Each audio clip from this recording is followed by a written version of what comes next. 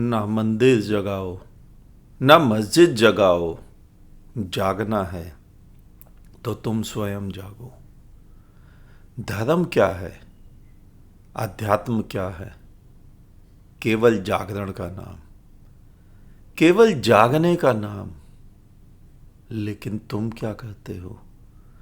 कोई सुबह 4 बजे उठकर घंटा बजाकर भगवान को जगाने में लगा रहता है। कोई सुबह अजान देकर अल्लाह को जगाने में लग जाता है। कोई गिरजे में, कोई गुरुद्वारे में परमात्मा को जगाने में लगा रहता है। यही तो तुम कर रहे हो। जागना स्वयं था, तुम दूसरे को जगाने लग गए। मैं भी एक मूढ़तांत्रिक को जानता था। वो रात 12 बजे जाकर शमशान जगाया करता था। वो कहता था यही धर्म है। स्वयं कोई नहीं जागता, सभी धर्म के नाम पर दूसरे को जगाने के चक्कर में लगे हैं। और इन्हीं सभी चक्करों में तुम खुद ही घन चक्कर हुए जा रहे हो। इन सभी को करके तुम क्या सिद्ध कर रहे हो? कोई स्वयं को धार्मिक दिखा रहा है, कोई शमशान में तंत्र मंत्र सीखकर मदारी बना घूम रहा है। पागलपन की भी हद होती है। ना मंदिरों में जाकर भगवान को जगाओ। भगवान कभी सोते हैं क्या? अगर परमात्मा सो जाए तो तुम सोचते हो यह संसार चल सकता है क्या? तुम स्वयं देखो, जिस दिन तुम्हारे भीतर का परमात्मा सो जाता है, उस दिन देखना तुम्हारे ही सगे संबंधी तुम्हारा क्या हाल करते हैं।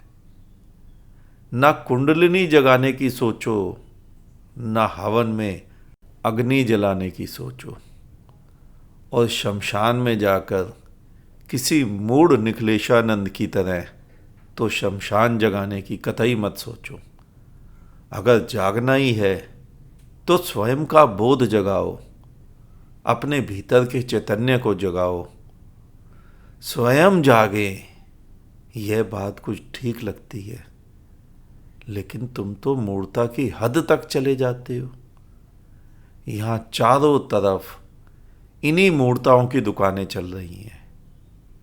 देखो, कुंडलिनी के जागरण के नाम पर कितनी कितनी पुरानी दुकानें चल रही हैं।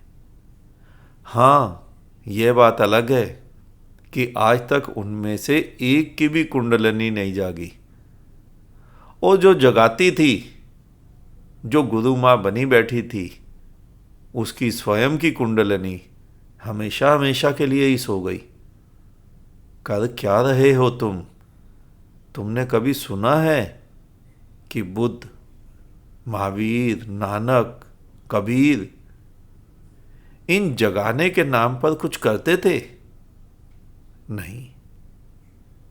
हमारे यहाँ के बुद्ध पुरुष ना तो इन किसी भी चक्करों में पड़ते थे और ना ही कोई सामाजिक सेवा में ही आडंबर करते थे। लेकिन आज तो सामाजिक सेवा के नाम पर ही धर्म हो रहा है। सामाजिक सेवा के नाम पर धन इकट्ठा करो, अपना अपना बैंक बैलेंस बढ़ाओ।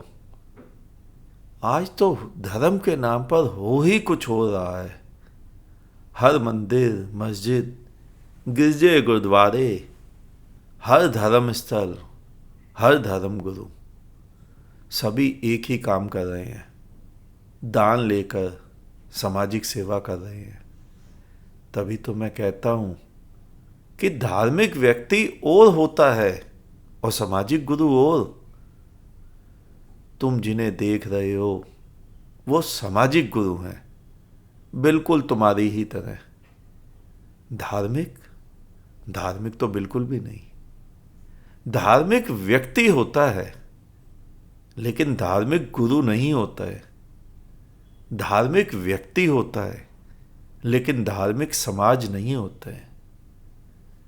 लेकिन तुम तो अपने अपने धर्म गुरुओं को राजनेताओं के साथ अभिनेताओं के साथ फोटो खिंचवाने को ही गौरवान्वित पाते हो, तभी देखना उनके आश्रमों में नेताओं के साथ उनकी फोटो टंगी रहती है।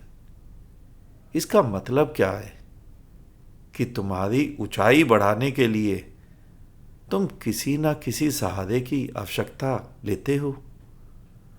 धार्मिक व्यक्ति में तो एक आध्यात्मिक खुशबू होती है, उसकी तो अपनी मस्ती होती है, उसके भीतर उसकी स्वयं की वीणा बज रही होती है, उसके तो जीवन में एक नृत्य होता है, एक आनंद होता है जो उसकी चाल से झलकता है। तुम देखते हो ना हिरणी की चाल, वो अलग ही होती है। उसी प्रकार मस्त मोला आदमी, जागृत आदमी, बोधवान व्यक्ति, उसके तो जीवन का अंदाज ही निराला होता है। उसके जीवन में तो रोज रोज उत्सव होता है। वो कहीं तुम्हारी तरह साल में एक बार ईद, होली, दिवाली थोड़े ही मनाता है।